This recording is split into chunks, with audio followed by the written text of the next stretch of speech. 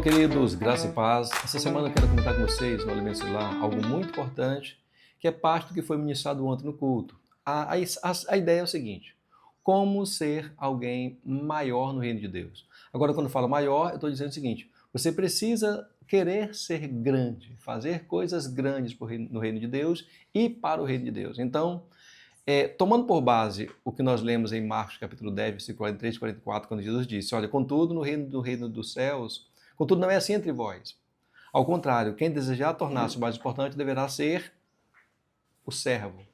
E quem se ambiciona a ser o primeiro entre vós se disponha a ser o escravo de todos. Então, naturalmente, o maior que nós falamos aqui é aquele que serve. E o servir que eu quero comentar com você e que nós comentamos na palavra de ontem, que eu quero agora falar nesse alimento celular, não é necessariamente servir na maneira mais simples ou popular de ser, mas na maneira mais autêntica, servir trabalhando. Podemos trocar o verbo servir pelo verbo trabalhar. Ou seja, no reino de Deus não é assim. É preciso que nós trabalhemos com afinco. Então, beleza.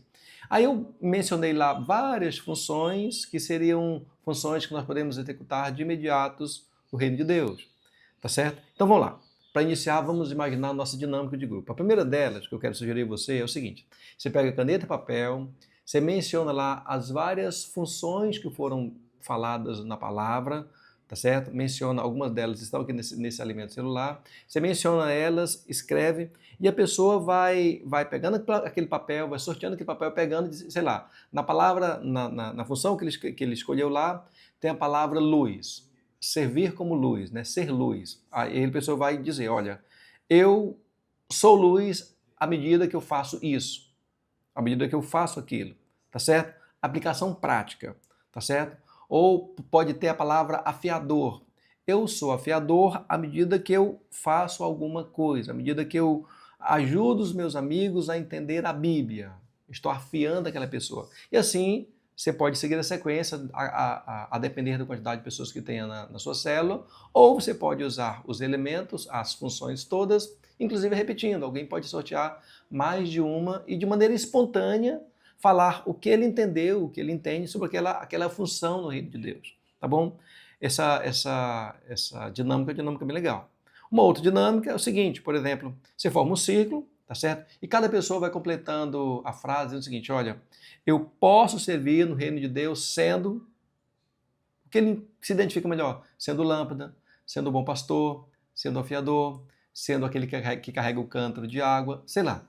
Pode ir completando e à medida que ele for completando, o outro vai escolhendo uma função diferente da que ele falou e de forma que todos participem. Se ao final, eu mencionei 20, né? 20 funções. Se ao final tiver mais de 20 pessoas na célula e tiver que repetir alguma, pode repetir, não tem problema não, tá certo? Mas preferencialmente tente usar o máximo possível das funções diversas que eu mencionei ontem. A terceira ferramenta, que seria assim, ferramentas no reino. Essa é bem legal. Você pega elementos comuns, elementos do dia a dia, elementos normais, naturais, objetos. Por exemplo, você pega o objeto caneta, objeto copo, objeto chave, objeto carteira, objeto celular, objeto óculos, objeto qualquer que seja objeto que esteja disponível naquele momento. E alguém vai pegar aquele objeto e com 1 minuto vai pensar o seguinte: meu Deus, como que eu posso, sendo carteira, ou sendo caneta, ou sendo copo, ou sendo papel, ou sendo chave, ou sendo qualquer coisa que você tenha disponibilidade para ela, como que eu posso usar esses elementos no reino de Deus? Sei lá, eu como caneta posso escrever as melhores mensagens para serem aplicadas no reino de Deus. Eu como papel posso registrar as mensagens mais autênticas e levar aos corações mais famintos. Eu como carteira de bolso, ou bolsa de mulher, eu como carteiro, como bolsa, né, posso guardar os dons mais preciosos e dá-los a quem mais precisa. E assim sucessivamente, ou seja, de maneira bem diversa, mas criativa, leva as pessoas a participarem da célula, tá bom? A interarem com aquilo que foi ministrado, tá legal? Então, em síntese, vamos lá. Nós podemos sintetizar a palavra que nós mencionamos ontem em algumas coisas. Por exemplo, vamos lá. O maior no reino de Deus é aquele que serve com humildade. Independente de qual seja a atividade que nós sirvamos, com a qual nós sirvamos no reino de Deus, uma das prerrogativas iniciais e básicas é que seja feito com bastante humildade. E cada pessoa, nós entendemos também ontem, que cada pessoa tem, no corpo de Cristo, tem um papel único, conforme os seus dons.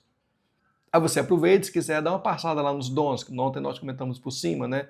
1 Coríntios capítulo 12, dá uma mencionada sobre os dons, sem entrar tanto a fundo, é lógico, tá certo? Outra verdade também sobre esse texto, nessa síntese, é o seguinte, que na parábola dos trabalhadores, lá em Mateus 20, o Senhor da vinha chama os trabalhadores a trabalharem, a servirem. Pessoas que começaram logo pela manhã até aquelas que foram chamadas ao final da tarde. Então você deixa de lado um pouquinho a questão do pagamento, que é uma mensagem à parte, mas trata do seguinte tema: tem disponibilidade para todos, sem exceção, trabalhar no reino de Deus. Tanto pela manhã, quanto ao meio-dia, quanto ao meio da tarde, quanto ao final da tarde. Tem atividades para todos, tá certo?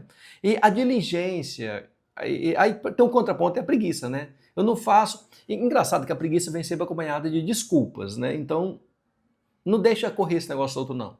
Preguiça é preguiça e vamos tratar como preguiça. E para tratar a preguiça, o Senhor nos fala lá em Provérbios capítulo 6, que é essencial o preguiçoso de ter com a formiga.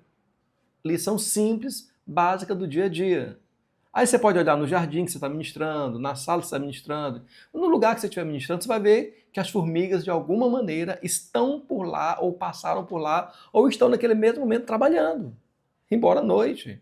Você pode ver, pode observar. Então, o preguiçoso, a lição elementar para ele é observar como as formigas trabalham. Elas não têm chefe, não têm supervisor, não têm um papel escrito claramente o que elas devem fazer, mas todas, sem exceção, trabalham para guardar o mantimento na época da fartura, para quando vir a época da escassez, elas conseguirem sobreviver, tá certo? E Paulo exemplifica o serviço sacrificial dele no reino de Deus, lá em 2 Coríntios capítulo 11, falando o seguinte: olha, não foram os outros que trabalharam, fui eu que trabalhei.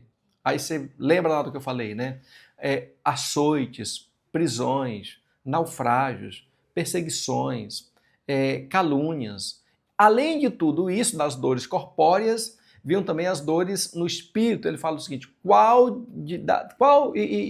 das igrejas que padece, ou de vocês que padecem, que eu também não venha padecer? E Paulo muitas vezes fez isso preso, ou seja, trabalhava, tá certo? E Deus estabeleceu também diferentes ministérios para trabalharem, para edificar a igreja. Tem os apóstolos, os profetas, os pastores, os evangelistas, os mestres, mas independentemente da função ministerial, tem a função prática.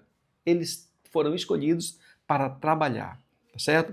E cada dom espiritual é dado pelo Espírito, não para benefício próprio. É interessante saber disso e ministrar sobre isso.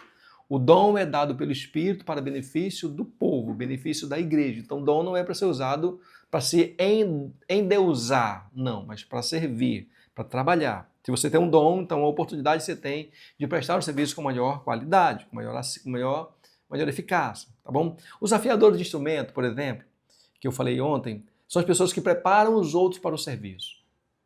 Os mestres.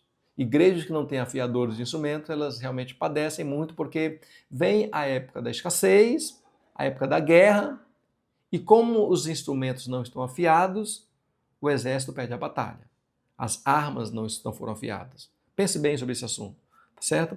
E os afiadores, que foi os bois, que foi outra atividade que eu falei também, são aqueles que usam da força bruta, da força propriamente dita, não da inteligência, assim, no sentido mais simples da palavra, mas força mesmo, força braçal, para edificar a igreja, para visitarem pessoas, aqueles que se desgastam como pessoa, como corpo e servem. São o trabalho de um boi. Por exemplo, os cavadores de poços são aqueles que desterram ministérios que um dia o inimigo enterrou.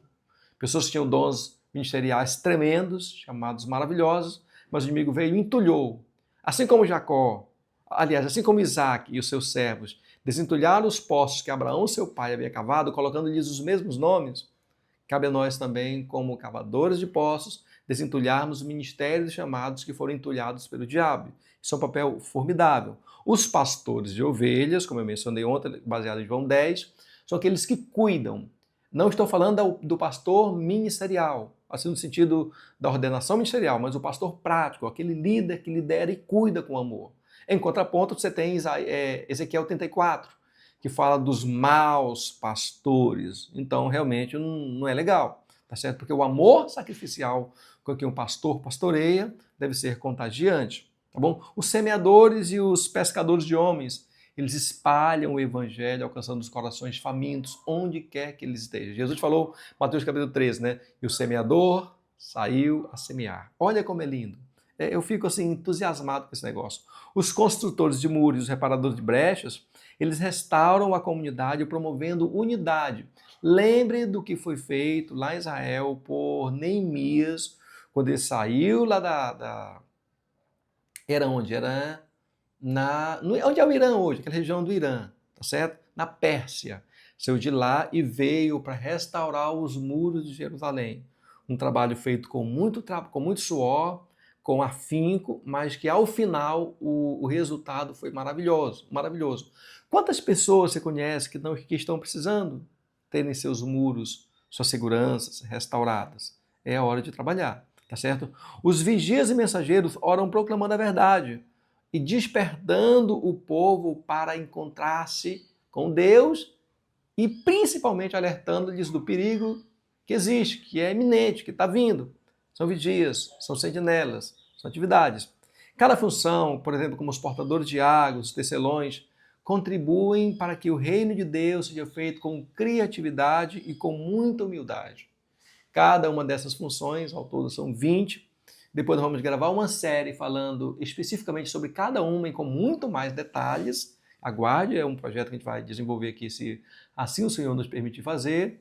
Então aguarde, tá bom? Mas de maneira assim, superficial, todas as 20 funções são necessárias para que nós trabalhemos no reino de Deus, tá certo? Então, é preciso que nós então pratiquemos. Vamos para a prática. Leve os seus discípulos a serem não apenas ouvintes, mas praticantes. Sugestões então para aplicar a mensagem.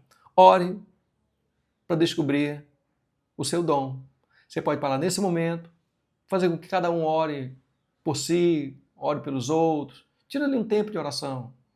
Porque muitas vezes a gente não sabe qual é o dom, qual é o chamado, o que tem a ser feito, qual é o talento, né? Aquela parábola do Lucas capítulo 19, 19 ou 20, quando Jesus fala dos trabalhadores da parábola, né, dos talentos. Então todos nós temos, às vezes nós não sabemos discernir e saber conhecer qual é o nosso talento, mas nós temos. Tira o tempo de oração. E acima de tudo, sirvamos com humildade. Vamos na célula, no grupo, vamos servir com humildade, tá certo? Identifique uma área na igreja, ou até mesmo na célula, que você pode servir. Com humildade, na próxima célula eu vou trazer o lanche. Humildade, na próxima célula eu vou tocar instrumento. Humildade, na próxima célula eu vou trazer um convidado. Com humildade, na próxima célula, se o Senhor assim me permitir, eu vou fazer isso ou aquilo. Com humildade, tá certo? E compartilhe o evangelho, converse com as pessoas sobre a sua fé, testemunhe, compartilhando suas experiências, sua mudança de vida, versículos da Bíblia que lhe inspiram, isso ajuda muito, certo? E tome uma iniciativa de edificar alguém. Lembra que eu falei lá dos plantadores de sementes? Lembra? Aquele que pega, plantadores de árvore, né? Aquele que pega a árvore e planta, Salmos primeiro, né? Planta. Então, pode começar por ali, tá certo? E participe ativamente do que você vive na célula, na igreja, nas coisas. Participe ativamente. Uma das atitudes ou das ações do diabo, além de tentar nos convencer que nós não somos aptos a fazermos nada no reino de Deus, ele ainda nos leva a um tempo de ociosidade. Aí na ociosidade, o diabo usa esse tempo em aberto para fazer com que a nossa vida se transforme num instrumento de maldade e não em um instrumento de benesses, de coisas boas para o reino de Deus. Então evite a ociosidade. Realmente não é legal em nenhum aspecto. Sempre se ocupe com o reino de Deus, tá certo? E quando eu falo se ocupar, não é apenas estar ativamente ocupado, mas estar com o coração voltado para isso. E tem aqui alguns itens para a gente debater na célula. Você pode debater.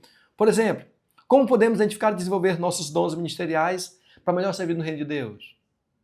Se vocês quiserem, como psicólogo, eu posso ajudá-los. Marca comigo e depois você vem que a gente vai encontrar qual é o seu dom, qual é o seu talento especificamente. Mas se tiver dúvida, eu me coloco à sua disposição. Tá bom? Você sabe como me encontrar, deve ter contato meu aqui na descrição do vídeo, você pode me encontrar que a gente vai conversar. Se você não é do Mante, então a gente vai ter longo tempo para conversar, tá legal? Outro ponto também a debater, de que forma a humildade no serviço do reino de Deus, de acordo com Marcos 10, 43 e 44, de que forma essa humildade desafia as nossas ambições pessoais. Porque havemos de convir que Davi, o que fez Davi ser rei em Israel, foi a combinação de humildade com ambição. Ah, eu não tenho ambição, tenho só humildade. Não serve. Tenho só ambição, não tenho humildade. Não serve. Tenho ambição, mas elas não se combinam. Também não serve. Esse equilíbrio entre a humildade e a ambição é que faz com que nós avancemos e conquistemos no reino de Deus. Se nós não soubermos equilibrar, isso vai ter um problema sério. Tá certo? Outro item também a ser debatido é quais são os desafios modernos que nós, para sermos cavadores de poços e abridores e abrir fontes espirituais em nossas comunidades, quais são esses desafios modernos que nós enfrentamos como cavadores de poços e como no serviço de abrir fontes espirituais? Quais são? Vou te citar um exemplo de quais são, por exemplo. Você ser mal recebido, você não ser compreendido, você está ali com uma das mais belas intenções, mas o outro lado, o inimigo já assim, lacrou tanto aquele poço que até os olhos e os ouvidos estão tapados para não entender a verdade. Então, vai requerer muito mais inteligência, sabedoria e perspicácia na hora de cavar um poço ali, de recavar aquele poço, talvez do que você esteja imaginando como simples. Ele vai exigir muita perspicácia nessa atividade. Então, quais são os desafios? Eu citei um, por exemplo, a questão de ser mal interpretado. Existem várias. Vai lá, elenque quais são, tá bom? Outra questão também a ser debatida. Como as diferentes funções, por exemplo, semeadores, pastores, vigias, sentinelas, cavadores de poços e muitas outras, podem trabalhar juntas para fortalecer a célula e a igreja. Isso. Não especificamente o que eu vou fazer, mas o que nós, como célula, como igreja, iremos fazer. Tá legal?